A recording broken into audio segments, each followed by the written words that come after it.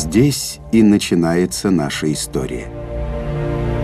Эта самка пумы впервые вывела своих котят в свет. Они осторожны. Все запахи, звуки и образы, кроме материнских, для них в новинку.